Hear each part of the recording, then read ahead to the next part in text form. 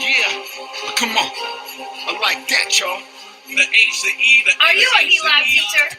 L.I.V.E teachers not only think outside of the box, they break the box. I like that, like that. The H, the E. Are you a L.I.V.E teacher? A L.I.V.E teacher is someone who never stops learning. We know that highly efficacious, efficient, and effective educators expect their students to succeed. Yes, y'all. Watch out. L.I.V.E, highly efficacious, effective, and efficient educators, is a series of 22 live lessons that focus on different areas of teacher efficacy, advocacy, and support.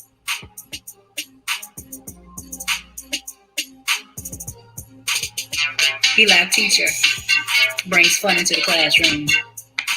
L.I.V.E teachers bring excitement to the classroom.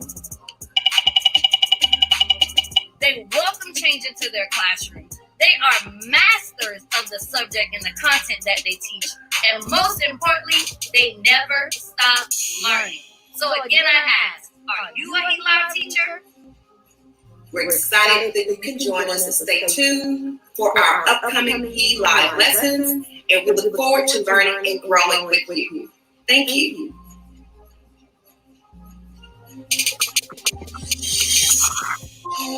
Yeah, come on. I like that, y'all. The H, the E, the H, the E. The H, the E, the H, the E. I like that, I like that. The H, the E, the H,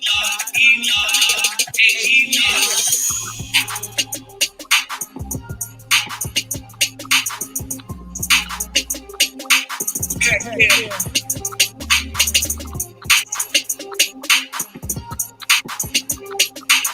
Yes, y'all. Watch out.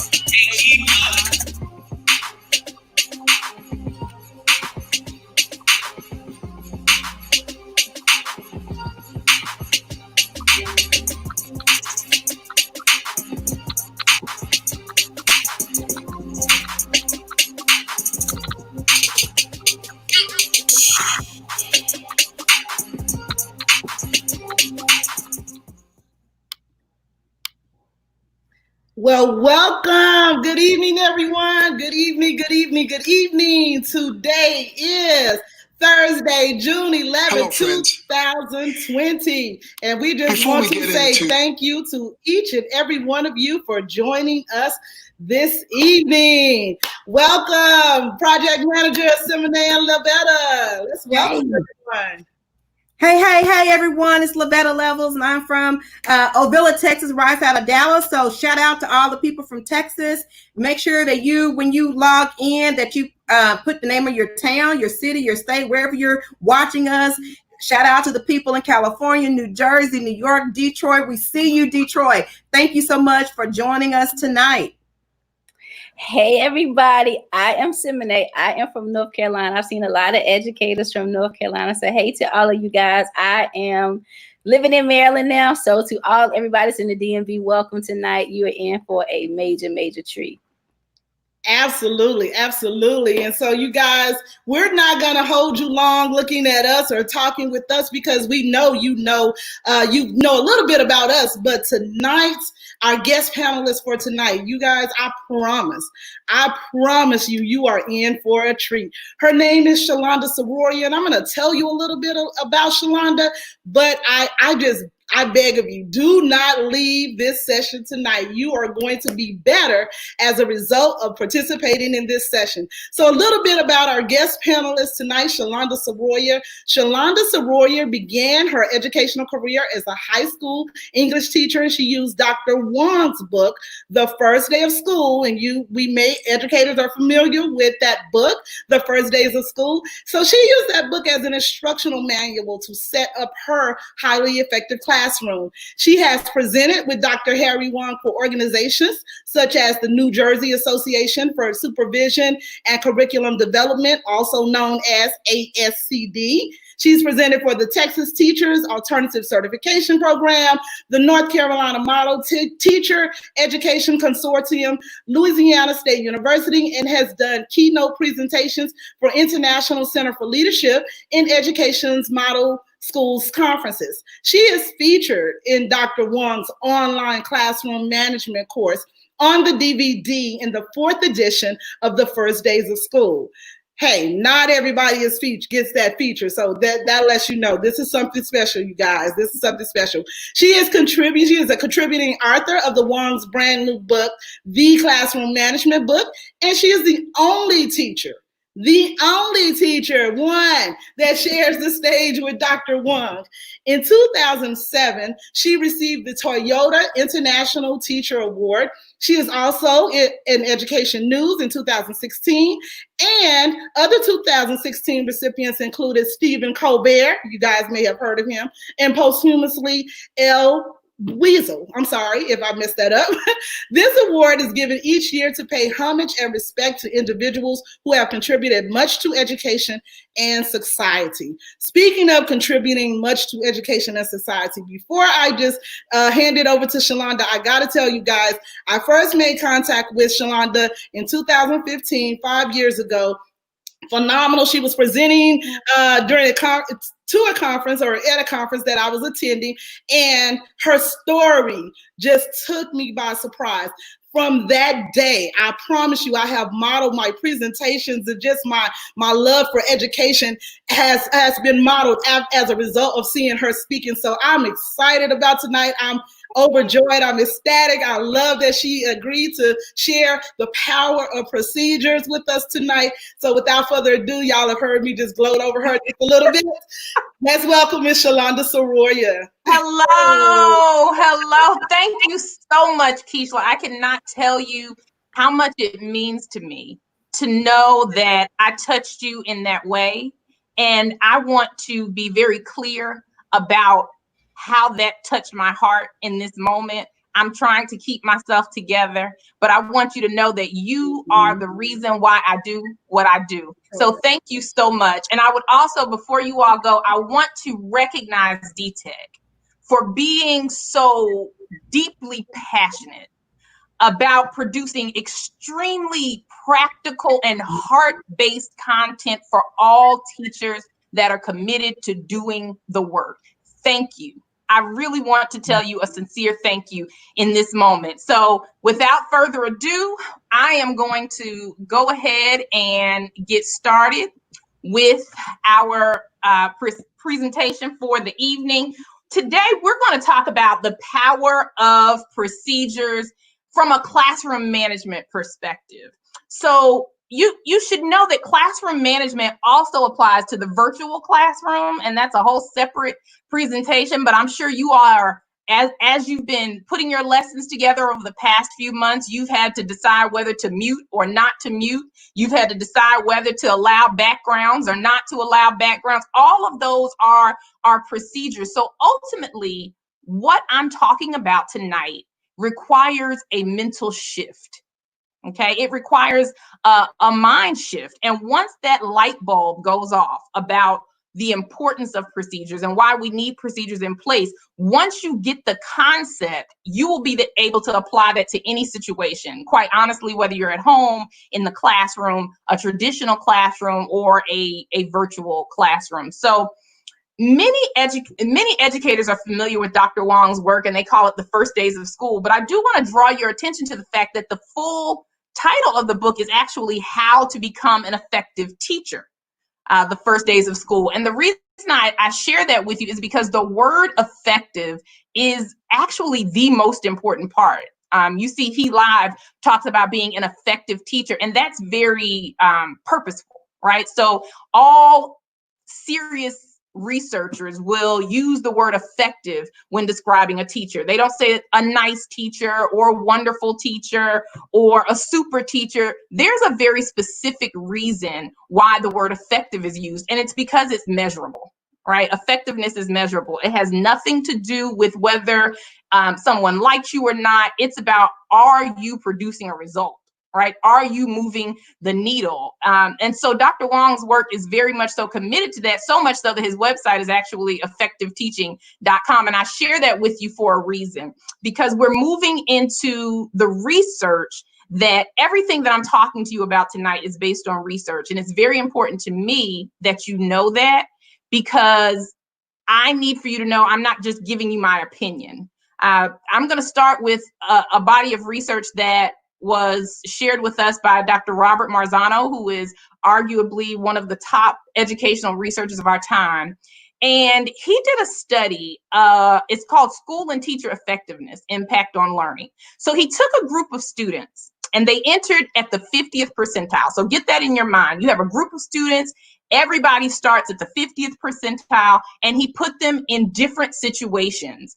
And we're going to see what percentile they were at after being in these different situations. So let's just say you place this group of students in an ineffective school with an ineffective teacher. They began at the 50th percentile, okay? After 2 years, they are at the 3rd percentile. Absolutely mind-blowing, right? Well, some teachers will say, it's not me. It's not me. If I can just get to the good school, right?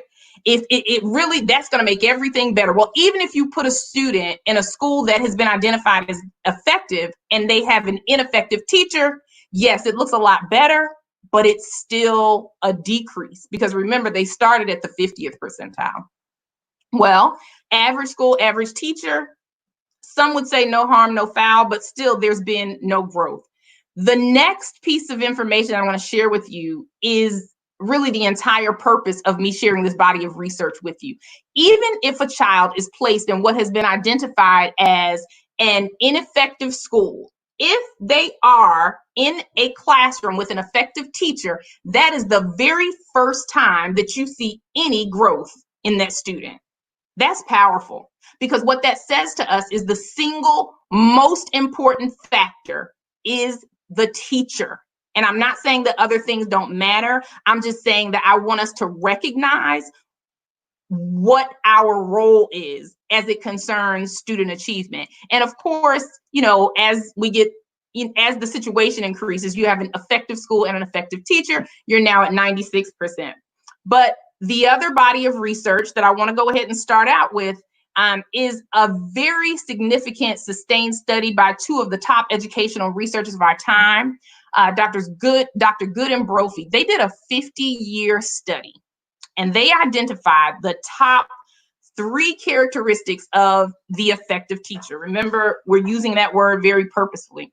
And after 50 years of research, the top 3 characteristics are identified in this order, in rank order. 1, you have to be a great classroom manager.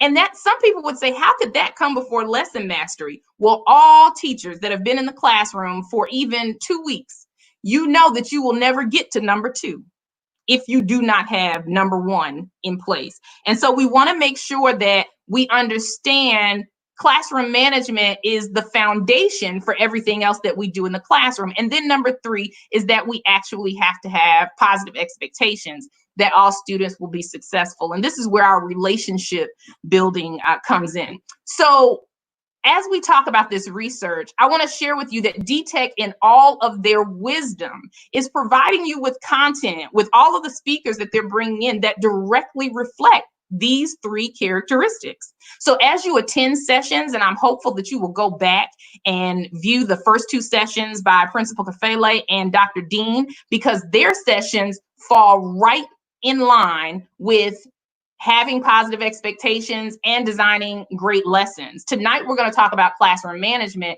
but what you will see is that really these 3 things work together. They're very hard to pull apart. Okay, so it's difficult to build relationships with students when there's chaos in your class. And when there's chaos in your classroom, no learning, no teaching will take place. And so I just wanted to make sure I was clear about how those 3 things work together. I will also be talking about classroom management through the lens of Maslow's hierarchy. and how creating effective procedures will help you address this hierarchy of needs in your classroom. So I'm going to start by sharing with you some free resources, and I'm going to let that sit there for a minute because, of course, you can go back and review this. So here's the compromise. As we have just a short amount of time together, I want to provide you with these resources up front because you can go back to this place and identify specific resources, but I'm going to use my time today to talk to you about why we need these procedures. So know that when you go to this teachers.net website, Harry and Rosemary Wong for 15 years wrote an article every single month that featured a teacher and a resource.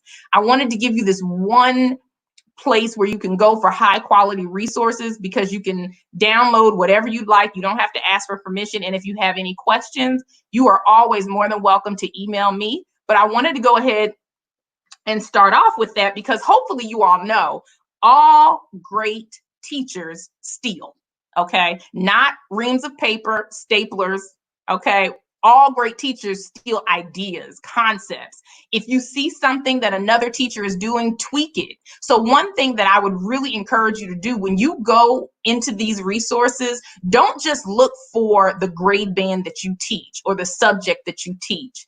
As a high school English teacher, I got procedures from pre-K teachers, from PE teachers. It doesn't matter. Look at everybody's information, and then you can kind of work through how you might tweak that to fit your own classroom. So I wanted to go ahead and start by sharing that with you. Here's just a few examples of some of the things that you'll find. Music teachers, special education teachers, PE teachers, floating teachers. When you go there, just get ready to go through it and pick and choose what you would like to use in your classroom and tweak for yourself.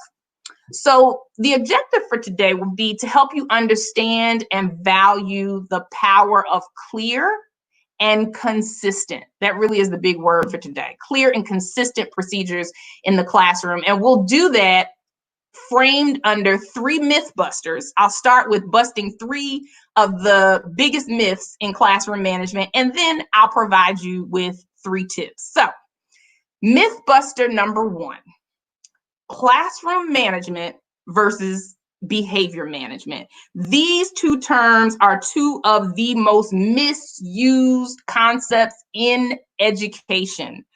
Many of your administrators will say, oh, you need better classroom and behavior management. I am here to share with you that they are 2 totally opposite concepts so that you'll understand what we're talking about today is classroom management. Classroom management, as you can see, are the practices and procedures that you use to manage a classroom. In other words, your classroom management plan should be in place before one student ever walks into your classroom. Right? It's not based on which students you have. You have a plan in place before they even arrive. And so it's really seen as the handbook for your classroom, whereas behavior management is really more clinical. It is based on a specific behavior that a student has. So I just wanted to make sure that I was clear about how we separate these because the purpose of classroom management is really to organize your classroom. What classroom management is not, it's not a program. You know, I've heard people say, well, I've done the wrong thing. That's not a thing, right? Classroom management is just an umbrella. It's not a fad or a theory or a philosophy, but it is an essential component of a highly effective classroom. And like I said, it's a handbook for how your classroom runs. So when you are, when you interact with things like CHAMPS and PBIS, these are tools to put into your classroom management toolbox. Okay, they are not in and of themselves classroom management plans because those will be very specific to you and your personality and what it is that you're trying to achieve in the classroom. Consistency is absolutely the key, and not just because we need it to be effective teachers, but many of the students that we will be teaching don't have any of these things at home, especially coming off of what we've dealt with this school year. You will be dealing with students who don't have predictable home lives. They don't have people in their homes that are reliable or dependable, and their home lives may not be stable. And so it is even more important that you create a classroom that represents all of these things for your students. The second myth buster is discipline versus management. Now, This one is a big one. I also hear people say, well, you need better discipline, or they will say that synonymously, you know, with management, and they are very, very different. I'll explain it this way. Discipline is an issue that comes about most likely when you don't have management. So let's start by a statement that Dr. Wong makes. He says, the number one problem in our classrooms is not discipline. It's actually a lack of procedures and routines. There are many people that would argue with that. They have whole conferences about discipline. So how could this not be true? I mean, I went to a conference last year, and for 3 days, everybody talked about discipline. So how in the world could this be true? Let me explain. He's not saying that we don't need discipline. He's saying that it is not the number one problem in the classroom. In other words, when we have a structured and organized classroom, the less discipline issue we will have. So, for example, if well, let me just say this. Everybody listening today, if you have taught for more than 2 weeks, you know that students never take the same route to the homework box that they do from the homework box. You know that. They are going to use it as their opportunity to tour the classroom. And they're going to go down one aisle, and they will stop, and they will talk to someone, and you will say, Jonathan, what are you doing? And he's going to say, I'm handing my paper in. So he hands his paper in, but he's absolutely not coming back the same way. He's going to come back another way. And on the way back, he's going to poke somebody with a pencil. He's going to bop somebody up over the head with a ruler. And now you are disciplining. Whereas if you had a procedure in place that allowed the students to pass their papers over to the side, hand them over, or pass them up, and have someone collect them and put them in the homework box, that would have prevented that particular discipline issue. So that's what we mean when we say discipline and management are very different. Discipline is very reactive, right? So let's just think about this. The ultimate thing in a classroom, like when a teacher has had enough, what do we say? Get out, right? I've had it up to here. Enough is enough. Get out. Let's just think about what we're telling them. If you drive me crazy enough, I am going to fill out this punishment paper, send you to the office. You will go down there and sit in the administrator's office until somebody has time to deal with you. And by that time, you will have missed most of my class. You know what they're thinking, right? Yes.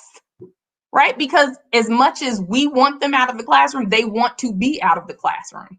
And then we have oftentimes this connection between the students who are the biggest discipline issues, and they're also the struggling students. So we've now created a cycle where the students that need to be in the classroom more are in the classroom less. And it's just a continuous cycle. Management is proactive. So we're putting things in place so that we do not have to manage them as often, discipline them as often, because ultimately no skills are taught when a student is disciplined. So always remember that.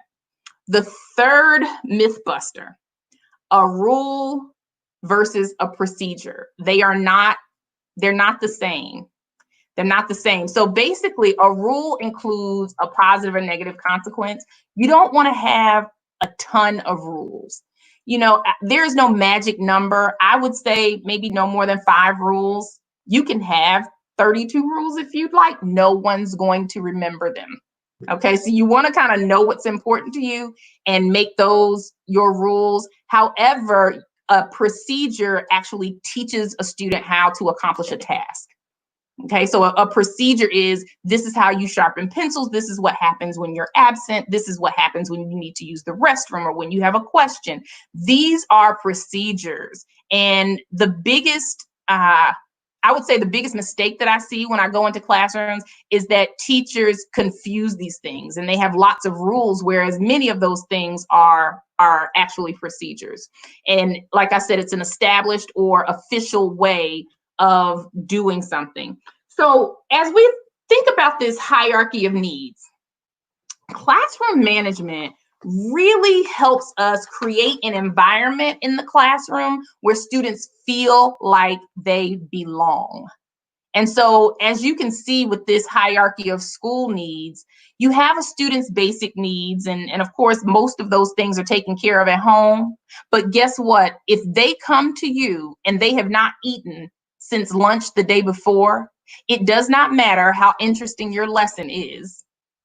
No one's going to be listening, right? Which tells us that typically behavior is a symptom of something else. If they are dealing with not having those basic needs met, they're going to act out in ways that may be misinterpreted and end up being put out of the classroom. But when we have an organized and well-managed classroom, students feel like they belong. And let me tell you, after years of looking at this pyramid, it wasn't until recently that I really recognized that belonging falls right in the middle, right at the heart of this pyramid. And it's because it is the guttural need of every human being to feel like they belong. And one thing that I've learned, it's very dangerous to make people feel that they do not belong, because when you make them feel that way, they will show you that they do not care about not belonging. And some of the behaviors that you see are really coming from a place of frustration. So know that having a well-organized and well-managed classroom will help you form better relationships with your students. And so we go back to these 3 characteristics, because if we just step out of the classroom for a second, right? Let's just take it out of the world of education. These 3 things are really the same 3 things that we look for when we go into a store. Right? Let's take it out of education. This is what I mean. You want the store to be well managed, right? You want the merchandise, the product. That's what you came into the building for. That the lesson, right? That the students come into the building for number 2. And then you want that store to have great customer service. When I think of this example, I think of my love-hate relationship with Walmart. Like at one point, I felt like I always needed to be in Walmart. And at that time, I was living in a small town, and they opened up a Target across the street. And I thought, of course I'm going on opening day. I promise you, I felt like there were angels singing when I walked in that store. Like it was clean. Everybody was nice. If I needed something, all I did was push the little red button. Somebody popped up in some khakis and a little red polo asking me what I needed. There was nothing like the frustration that I experienced when I went in Walmart. You know, I'm like, one day I will never forget. I asked somebody where the crackers were, where the graham crackers were. And he told me they were on the cracker aisle. Not helpful at all. So this is what I'm talking about when it comes to customer service. So honestly, I would now go to Target to get my Honey Nut Cheerios, even though I'm going to pay more for them there, simply because of the experience. So quick, tiny quiz. I'm not going to be able to see you all's responses, but I would love for you to type them in, and we'll talk about it a little bit later. Here is a question. If I say excellence in these 3 areas, and I say fast food, what do you think most people are going to say? Those 3 areas and fast food, what fast food chain would you say equals excellence? Well, let me just tell you, I am totally prepared to explain my answer to this question, and it's Chick-fil-A. It really is. Let me tell you, from the moment you get there, you go through that drive-through, and what do you hear them say? You take your order, they take your order, and they say, my pleasure. And you know what? I believe them. I truly do believe that they enjoy working there. So that has a lot to offer us as teachers. These people truly act like they enjoy selling us chicken. We are educating children. So how much more excited should we be about our jobs? It's well managed. You see that no matter where you go. Now, honestly, I took this picture. My son was thoroughly embarrassed, but I mean, like, who organizes great jelly and equal like that? I mean, it's everywhere you look, there's excellence. And then they also have excellent customer relations. The thing about it that I find to be so interesting is that because Chick-fil-A comes from a place of procedures, this is what they do. When we went into this pandemic, all it required was for them to pivot. It wasn't a major overhaul. You saw them out there in red masks. They had everything the CDC said they needed to do, they were doing with lightning speed. The same is true for teachers. If you already had the mindset of having an organized classroom and a procedure for everything, when we went to virtual learning, was it tough? Yes, but you were already in procedure mode. You were already prepared to create a procedure for everything that you had to do. And so that's what we're talking about. You obviously, the lesson is there, the product is there. And so we want to make sure that the lesson is excellent as well. But that's what I mean when I say these three things work together. All right. And now to our tips. I promised you 3 myth busters and 3 tips. Organize your classroom. We want a Chick-fil-A classroom. You don't want to go into a business and things are all over the place and it's messy. Organize your classroom. Make sure that your desks are clean. Make sure that your bulletin boards speak to what you're teaching. This is a teacher that decided to give them assigned seats, and everything should be very welcoming. And again, when we go back in the fall, if we go back in the fall, it will be very important for you to think about these procedures so that you're not overwhelmed with the guidelines that will likely be in place when you return. If you think through it, every piece of it, you will be successful in the classroom. The reason I'm sharing this picture with you is because many people would say, oh, well, did your camera go off by mistake? It did not. I took that picture because this was a procedure. That teacher taught those students at the end of the class to take their textbook and put it up under their desk. That didn't just happen magically. Had she not done that, the textbooks would be all over the classroom. The next class would come in. Nobody would know where they are. And so every piece of what happens in your classroom really needs to be very clearly thought through. Troubleshoot and be innovative. Don't always think that you have to be doing what everyone else in your school is doing from a procedural standpoint, in that if you know an innovative way to transition your students between activities in the classroom, do that. Don't be afraid to troubleshoot. Again, going back to Chick-fil-A, when it was time for them to pivot, they didn't have a problem doing so because they were used to an environment of procedures. So remember, when you look at those resources that I shared with you, or even when you go in businesses and decide that you want to adopt some of the things that they're doing, you want to adapt as opposed to adopting, right? In other words, if you see that somebody's doing something, tweak it. Make it your own. It doesn't always have to be done exactly like what someone else is doing. For example, I spend much of my life in airports, right? And so those of you who fly often or used to fly often know that this is Southwest Airlines, and they don't have assigned seats. And let me just tell you, as the procedure lady with assigned seats in my classroom, that truly bothered me. I had to get used to flying and not having an assigned seat. But guess what? The research showed that they had more on-time flights because people were not consumed with trying to find their seat on the plane. Well, not long after that, I go, and Delta has an adaptation of that. You still have an assigned seat, but then they had rows for you to stand in for your different zones so that everybody's not crowded around the entrance to the plane at one time. So again, when you see things that work, you don't have to do them exactly, but you absolutely can adapt those things. Here's an example of a principal who adapted something. I would tell them, think about the school that you would like to have and work backwards. Put procedures in place that will speak to creating that environment. And so one of the issues in her school was crowding in the hallways. And so she put painter's tape down the middle of the hallway and made it a two-way street, right? So that's what I mean when I say, you know, adapting things. And here's a teacher that was counting her students off to make sure that she didn't lose anyone as they came into the classroom. Tons of procedures that I could share with you. But again, I'll share my email address at the end. Feel free to let me know. Here's a preschool teacher. Whoever thought she'd have to come up with a toothbrushing procedure? Lots of her babies were coming in with toothaches because they were not their parents were not helping them in the morning when they got dressed. And so she taught them a toothbrushing procedure and made that part of her restroom procedure. And so we just do what we have to do. And then the last tip is to constantly communicate your high expectations to your students. I really cannot overemphasize this.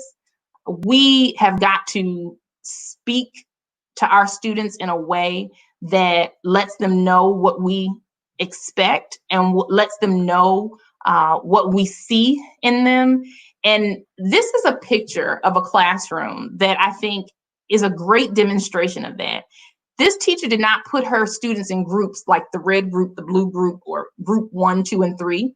In 3rd grade, these babies were grouped and named according to local universities. So you can see that this was the University of Michigan group. So part of her beginning the school year was to assign each group a university, and they had to do a PowerPoint on that university. They had to talk about why someone would want to attend that university. They included pictures of the university because you know what she figured out? We have got to start pouring that in when they're young. We can't wait until they get to 9th grade. We can't wait until they get to middle school. If that's their path, if that's the path that they're going to choose, we need to be exposing them to that very early on. And I thought that that was such a powerful procedure that she had in place that really spoke directly to the expectations that she had for her students. Here's another student that she said, I asked my students to always do their best. This is a teacher in Texas. She said, there will be times that they get frustrated, but they cannot say can't.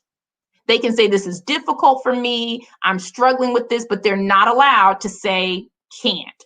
Because she said in her classroom, I can't means I completely admit not trying.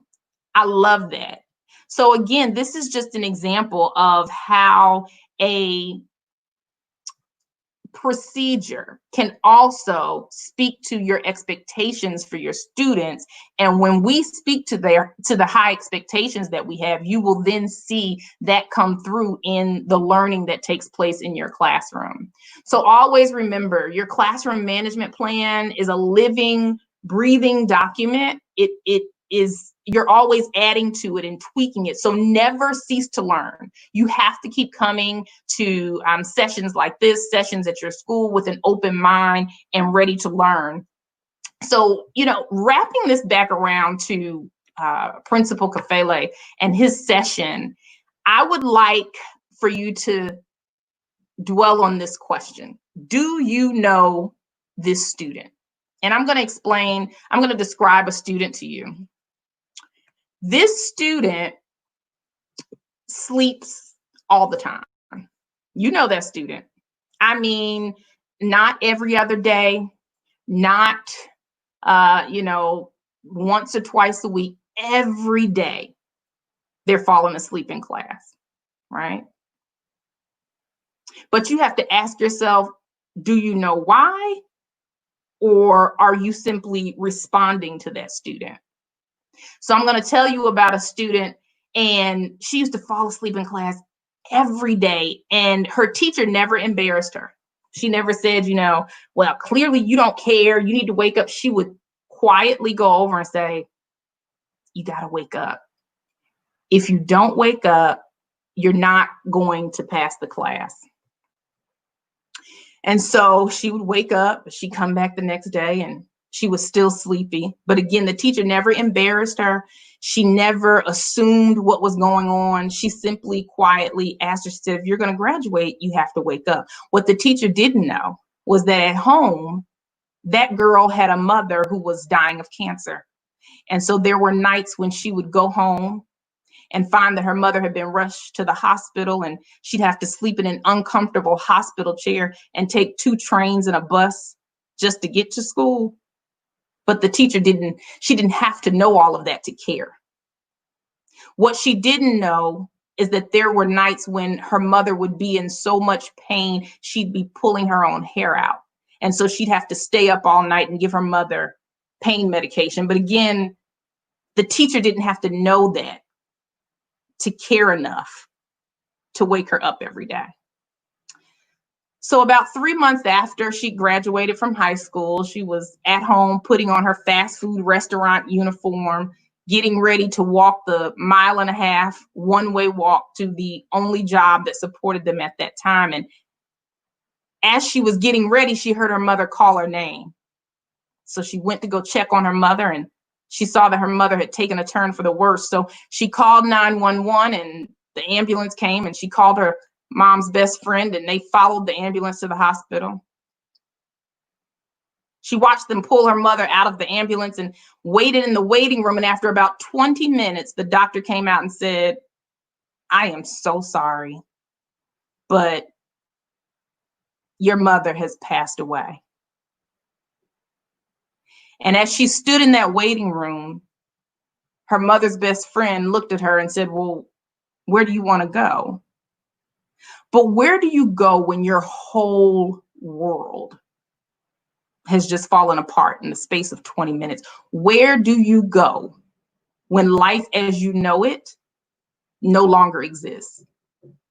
She looked at her mother's best friend and said, "Please take me back to school." That girl was me.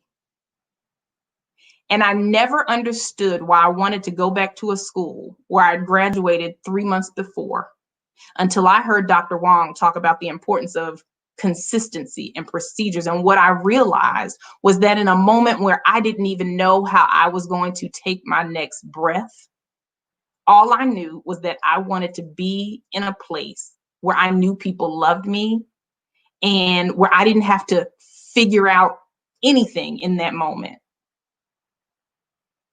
So I want you to know that anything that you see going on with a child in your classroom is likely symptomatic of something else. But I can only tell you what I know, which is that on the darkest day of my life, the only place I wanted to go was back to school. And so I want you to know, every single day when you go into that classroom or when you sit in front of that camera for that Zoom session and you ask students how they're doing and you give them grace and you give them compassion and you provide them with what they need to be successful in your classroom, every single day, you absolutely have the opportunity to change a child's life forever. Thank you so much for your time. And I hope that you got something out of our time together, and know that I am always available to answer any of your questions via email, even after our session. So thank you for your time. Didn't I tell y'all? Oh my goodness, did I not tell you? You're so sweet. Did I So not sweet. tell you all? And Chelonnda, I mean, we're talking about, these are words that you use, but you exemplify these words: excellence, organization, procedures. One of the things that attracted me to your educational journey is your humility. You have the ability to share this information with us, but you do it in such a humble way, and it's so easy for us to receive that. And so I just want to say thank you. Not to cry. When you were telling the story, I'm like, here's my story. This is the story that got me. So again, thank you for sharing with us. We're extremely excited. We're at the point in our show where we take questions from our viewers. So guys, it's BYOB time. Bring your own voice. So while we're setting up for the BYOB to bring your own voice, I'm going to ask you to just type in the chat box, in the comments, BYOB, but also where you're from. Bring your own voice from Texas, from Georgia, from South Carolina. Where are you from tonight? That's one way of just kind of bringing your own voice. And so we want to hear from you guys. If you have any questions for Chelonnda, she's going to stick around with us for just a few moments to answer some questions. And we'll go ahead and get started with our first question. Okay. All right. Let's see. I thought we were going to have it up on the screen, but if not, I'll go ahead and ask, does a well-managed classroom mean your classroom must be silent? Absolutely not. As a matter of fact, it means the complete opposite, right? Because where there's a lot of learning, there's a lot of chatter. As a matter of fact, a silent classroom, in my perspective, is often a classroom that has zero classroom management, because the students are fearful, right? It's not that there are procedures in place, they're just terrified. And so students need to be able to move around and do what needs to be done, because the teachers have procedures in place where they can get their attention and they know how to transition. So no, that's a huge myth. If I could say myth buster number 4, it would be no, absolutely not. And I think that's so critical and important to hear for educators to know that does not mean that your classroom is well managed just because there's no noise going on. All right, let's take a question. We have another question here. We'll take this question from Mamie Holtz, and she asks, "What advice can you give a sped in co-teaching in the classroom?" That is one of the most popular questions that I get, and it's a very valid question. My answer to that is always, this is the perfect time to ask that question, because you really should be working with the general education teacher to create classroom management plans so that you are aware of what the procedures are. And when they're introduced on the first day of school, both of you all are introduced as the teacher. That's very important, how you are introduced to the classroom, even from letting them know a little bit about who you are. But when you all collaboratively plan that classroom management plan, it becomes yours, and it's much easier for you to operate within that. But I will say, outside of that, please email me and I can share with you some teachers.net articles that are specific for special education teachers, because I know that can be a bit uncomfortable. So just let me know. But yes, the short answer to that is to create the classroom management plan before the school year starts with your cooperating teacher.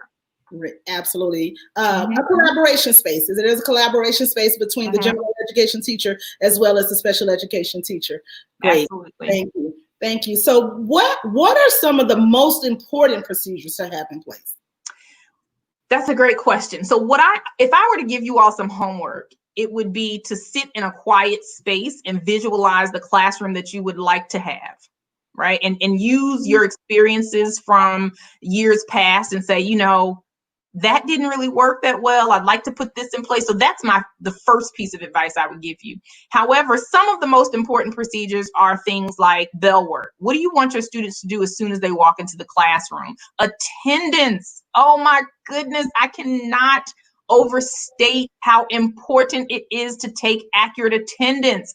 This whole idea of calling roll with your head down and not even being engaged with who's in the room, in addition to your attendance roster being a federal document that could be called into court for many reasons, you just want to make sure that you know who's in your classroom.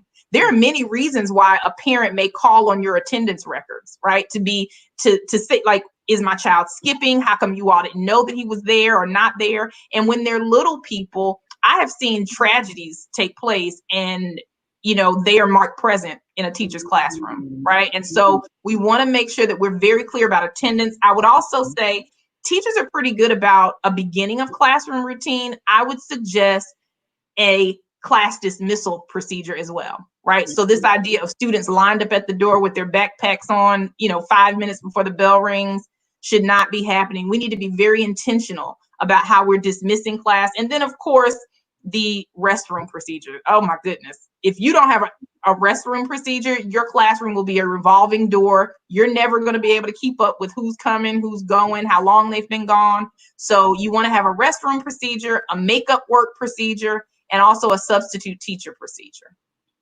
The importance of procedures and allowing those procedures, putting you in a better place to serve students as an educator. So there's amazingly incredible. Okay, let's see. I think we have another question. And I want to make sure, let's see. No, what are some of the, is that the question that's the question we just asked. All right. So we don't have any more questions, but all right. I'd just like to add to the again to this forum the fact that the importance of procedures, very important. Being organized, not only does it make a difference in the life of the educator, but it makes a difference in the life of everyone that's involved, parents and students, as well as everybody that's involved. It just kind of puts us in a position to be better for others. And so this is a very powerful conversation. This is great information that you've shared with us. The comments are off the chain. I can't wait till you get a chance to look at them, because people have thoroughly enjoyed what you've poured into us. And so for that, we want to say thank you. At this time, I'm going to ask Simone to come in and join me right now. So now it's a tie between, I told you the other day, I said, I think it's a tie between me and Keisha fanning out. Like, thank you so much. Like, I didn't know the story, but I was really like, I was trying to drink water to keep from crying. But on behalf of the L.I.V.E team, we are very grateful. We are very thankful. I am grateful that I met you. Thank you so much for sharing your expertise with us, making it very practical, things that we can take away right now. Thank you for sharing your heart, even with your story. That touched me. So we love you. We appreciate you. And thank you so much. Thank you. Thank you so much, ladies. I enjoyed it. I had a ball. Yes, thank you again for joining us. Thank you. And guys, we want to get your feedback. We want to hear from you. So if you could check out the survey, we have the survey link in the comments. Be sure to fill out that survey and give us your feedback. Let us know how this session went and what you'd like to see in the future. We look forward to that feedback. Also, don't forget to join us next week. Next Tuesday, we have the one and only Dr. Candace Wyatt, and Dr. Wyatt is going to be talking to us about technology and moving forward in this time during COVID-19 with technology and just innovative ideas to address our students in K-12. We also have coming Thursday with technology for students, Mr. Brian Bryant, and so he will be sharing with us on next Thursday.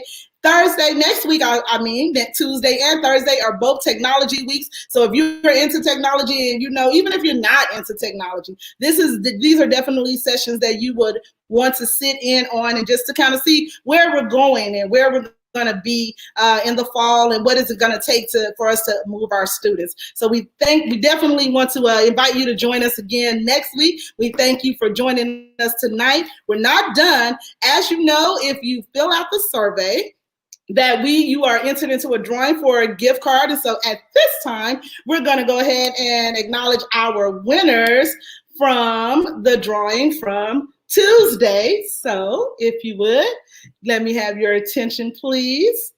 And let's see who our winners are.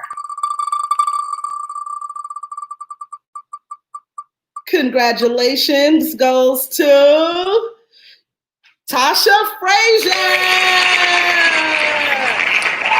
Yay! For those of you who do not recall, Tasha Frazier is the line sister of the one and only myself. And so congratulations, line sister Tasha Frazier. All right. Also, our second winner is Dr. Labata Taylor! Congratulations! Tasha, congratulations, Dr. Taylor. Dr. Taylor is also another one of my best friends. And so congratulations to you as well. Well, again, we want to thank you all for joining us. Remember to complete the survey. Remember to leave us your comments, share this video, go back and play the replay. If you want to reach out to us, you can reach us at on DTech Live on Facebook, Twitter, LinkedIn, all social media platforms. And I believe that is all that will conclude our show tonight. So again, thank you for joining us. I'm going to ask everybody to come back in so that we can let you all know together. Thank you. Have a good night. Thank you. Bye.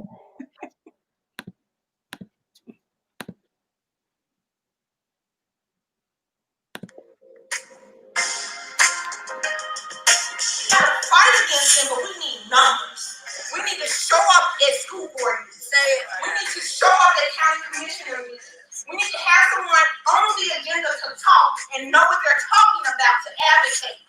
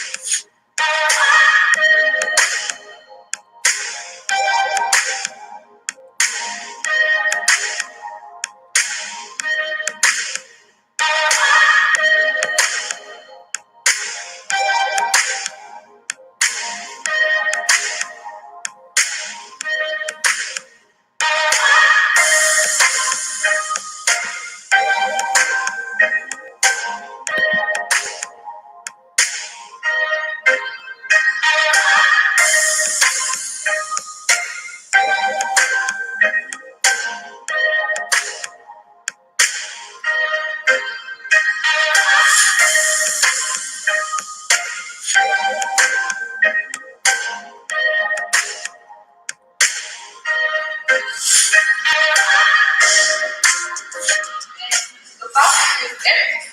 How can you be great if you're not being better than you were tomorrow than you were yesterday? So that's the whole goal. Just be better. The confidence, knowledge, confidence, awareness.